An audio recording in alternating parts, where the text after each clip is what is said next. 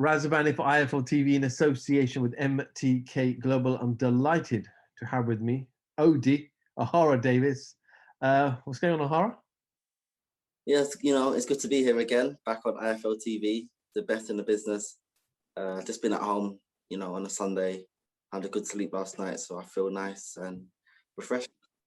Yeah, slept well. Obviously, the clocks changed 1 hour forward. Oh, did they? Yeah, you didn't realize. No, I never knew that. So does that mean that we've gained an hour or lost an hour? You lost an hour. Oh, crap.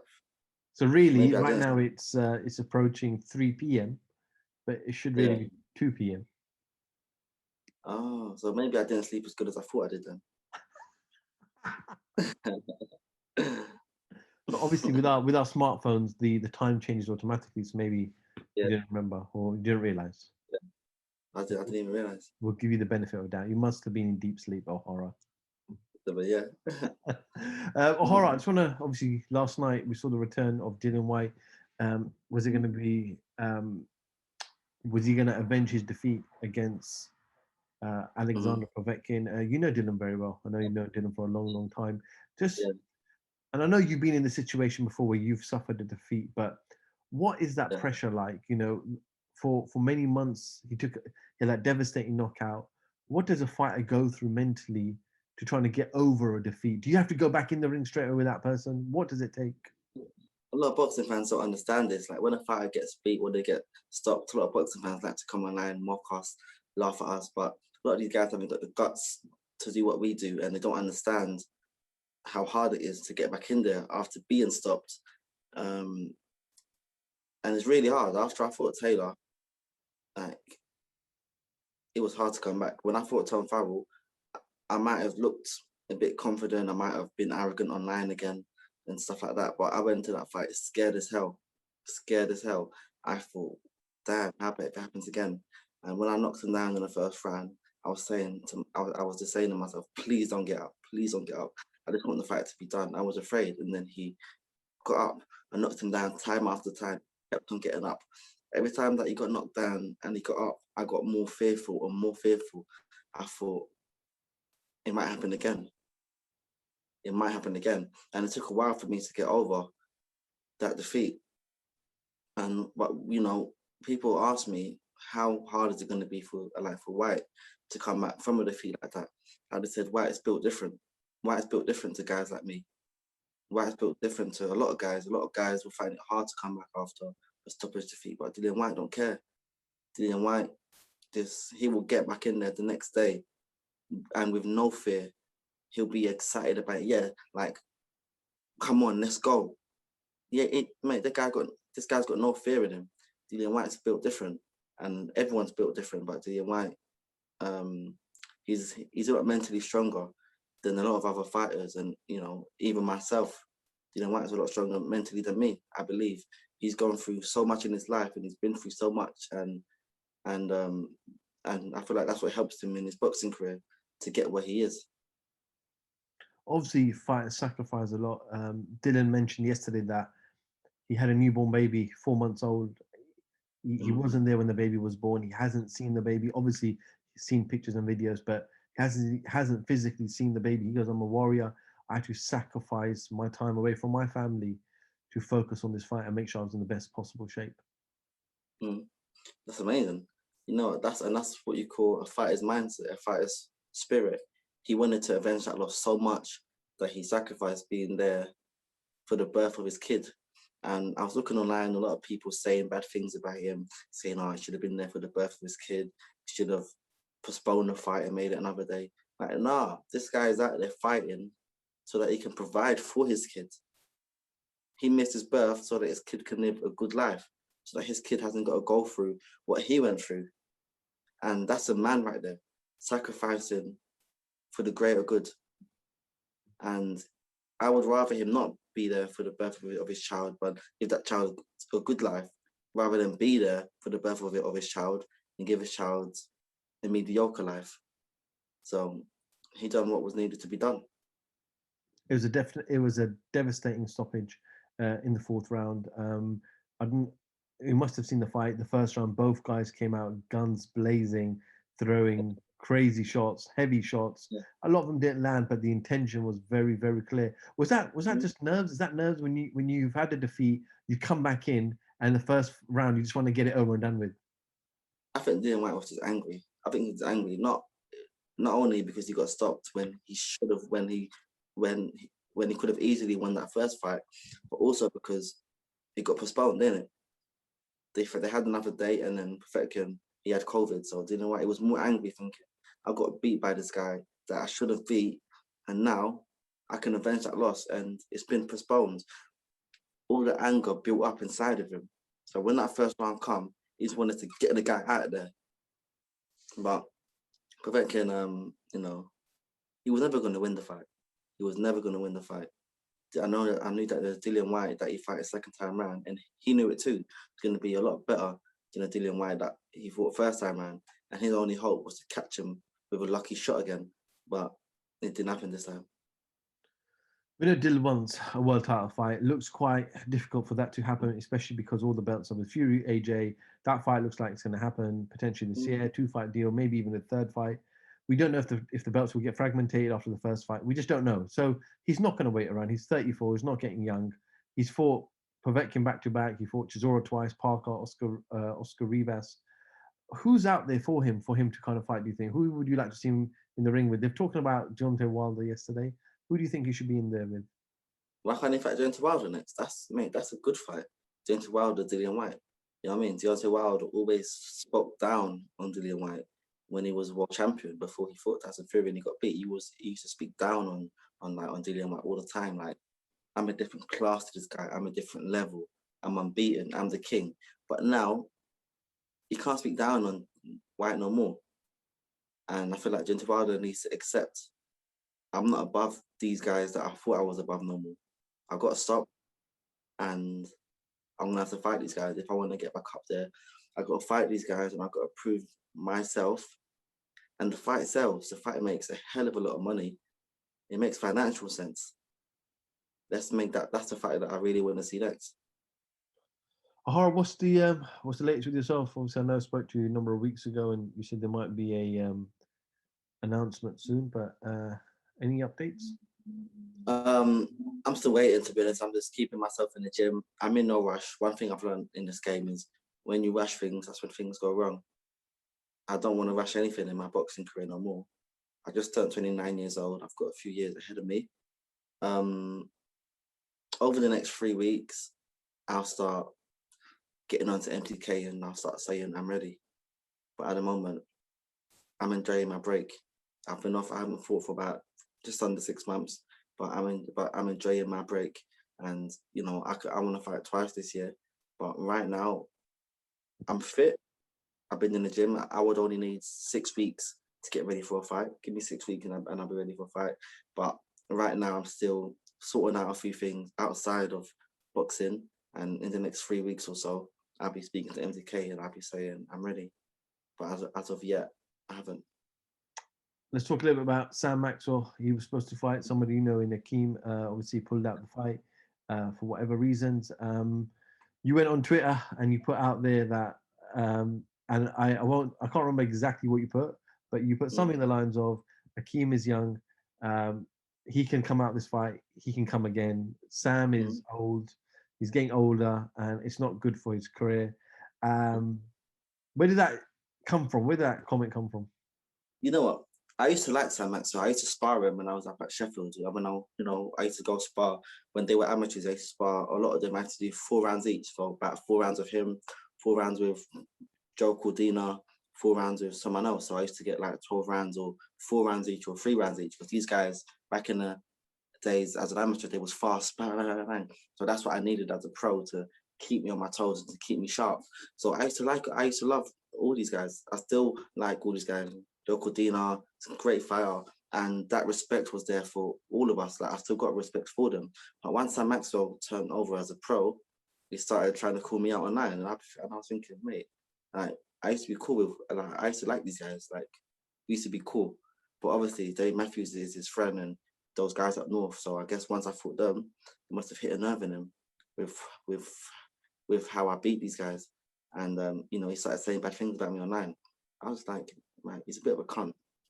If you never met me, and then maybe, yeah, but we've met, we've sparred, we've spoken. Like, why you been rude for? So, when his fight got postponed, I was like, hell yeah, your boxing career's almost done. You're about 32, 33 years old. Akeem's got a hell of a lot of time ahead of him. It was wrong of me to say, and I did feel kind of bad saying it, but I never started this online beef. It was him. And, what I said weren't no lie. His boxing career's almost done. Out of all the guys that I fought in the Olympics, out of all the guys coming off the GB squad, Sam Maxwell has done the least. Coley, he just won the world title. Joe Cordina's doing big bits. Joshua Bratsy's doing big bits. Daniel Dubois is doing big bits. Joe Joyce doing big bits. Out of everyone that was in that Olympic squad, they're all doing big bits apart from Sam Maxwell. And that's the truth of the matter. And he had a big fight with Akeem in this ground, got postponed. It probably takes up another few months of his boxing career, of the short time that he had anyway. So I just laughed at him. Like, come on, like, you're trying to call me out, and now your boxing career's gone wrong, mate. He did an interview with IFL a couple of days ago, and he said, when he was asked about obviously your comments, and he was like, well, Ohara's a quitter. He's won this golden contract, but now he doesn't want to go to America because he knows he's going to be in these 50-50 fights and tough fights. So he'd rather basically stay here and have those easy fights. It might be true, mate, and that might be true. And if I fight him, he'll be one of those easy fights, I guess. A lot of these guys say what they want, but I ain't got to explain myself to anyone. I just said it might be a lot smarter for me if I stay here. And in this boxing game, it's about being smart inside and outside the ring. And if I do stay here, he'll be one of the guys itching to fight against me. So he better keep his mouth shut, and he might get the opportunity to fight me. Well, yeah. Like, I don't really know this guy. Like, I'm not going back and forth with him. He ain't no one really. The guy ain't even won an English title. Like, come on, like, what is he like? What has he done? Maybe if he fought Akeem in his brand and he won, then maybe he might be a someone. But he hasn't, and he's a no one trying to call me out and have a back and forth. Like, come on, like, I'm not beefing you. I'm trying to go for big fish. He's a little fish in a pond. Fuck out of here. Is that fight though? Like he did say, obviously when Akeem pulled out that if Ohara wants to step in, I'll happily fight him. But is that fight for you in the future? Could that happen? Would you want it? Would you want to set the score right? If he beat Akeem in his brand, which he won't, I'll happily fight him, because he'll have the Commonwealth title and the British title. I'll happily take those belts of him, but he ain't gonna beat Akeem in his brand. And Frank will have to offer me a hell of a lot of money to make that fight happen, because I'm not gonna fight this guy. If I fight him, I'm doing him a favor, and I'm doing Frank a favor. If I fight him, I'm doing everyone a favor. So I need a favor done for me too. Pay me, show me the money. Show me the money. Ohara, you and Flora Marku, over the last year or so, there's always been some back and forth, in the gym, sparring and tweets, etc. I saw a bit of an exchange between yourselves earlier this week, where an interview surfaced of you talking about Florian. Florian then obviously responded and posted it. Is that a fight that interests you? Now, I know you've come out and said, be ready for June. Explain about the interview I done, yeah. So that interview, that was after I sparred him, the first time I sparred him. A day before I sparred him, I spoke to Sam Jones. This is before Marku got signed to Matchroom. Before he got signed to Ultimate Boxer, he was still fighting on small hall shows. So Sam Jones phoned me. Sam Jones was like, listen, man, Marku, I'm trying to get signed to someone big, Eddie Hearn or Frank Warren. So after you spar him, can you do an interview and just say good things about him? Just do an interview and just, like, it don't have to be true, but just say something good about him, because then I can go to Eddie or show Eddie or Frank, and then bang, I can hopefully get him signed. And I like Sam Jones. Sam Jones is my good mate. So I was like, yes, Sam, that's fine. That's no problem. So what I've done an interview, I was like, man, this guy hit so hard. I was like, mate, this guy hit my gloves and I felt it. I was like, damn, this guy hits like a fucking dinosaur. And I was like, yes, I was doing Sam Jones a favor. They're going to try and get that and use that to make it seem like I was, come on, it is what it is. Everyone that was there when I sparred him knows what happened every time I sparred him. But, sparring and a fight is two different things anyway. So just because I beat the fuck out of him in sparring, it don't mean I'll do that in a fight. I sparred, you know what I mean? Fighters are different. Some fighters, a lot of fighters spar different how they fight. So you can't judge anything based off how you spar. Like whatever happened in sparring, I say one thing, he says the other thing, but whatever happened in our spar, like fighting's a complete different thing. So, you know what I mean? It's all bullshit. But by that interview, I basically done just to help Sam Jones out. And I guess it worked because after that interview, when he got signed to Ultimate Boxer and then he got signed to Eddie Hearn. So I've done them a favor, but they're not gonna try and use that as fucking ammunition. But is it a fight that could happen? 100%. Like any fight can happen. Anyone can get it. But at the same time, I'm trying to become a world champion. I'm trying to get as far as I can. I'm trying to win as many belts as I can. Me fighting him right now, is he going to get me up in the rankings? I'm ranked in the top 15 in the WBC world rankings. Is he ranked anywhere in the rankings? No, he's not ranked anywhere in the rankings, for one. For two, he's got no belt. For three, he hasn't fought no big names. Four, he's not even my weight class. This guy struggles to make 147. How's he going to come down to 140? They're talking about he's going to come down to 140. He's not coming down to 140. He's just saying that to cause some hype and having beef with me to try get people talking about him. He's beefing Ohara Davis. Who's going to win if they fight? Like, come on, fuck out of here. He ain't got no belt. Me fighting him right now is of no benefit to me getting to my goal. So the only way that fight would happen is if you show me the money. If there's no belt or nothing like that, it's not going to benefit me. You need to show me money. And they say this guy sells out football stadiums, arenas. Bang, you can show me the money then. And they said, they haven't contacted MTK about the fight against me. I spoke to MTK the next day. I was like, yo, you got any phone calls? Like, no, there's been no phone calls. It's all internet stuff. I'm not with this internet stuff no more. That's me in the past. Like, I'm not with that no more. Either you want to fight me or you don't want to fight me. Call me out first and then phone MTK and offer me a bit of money. No, there's been absolutely nothing. But Sam Jones is a good businessman.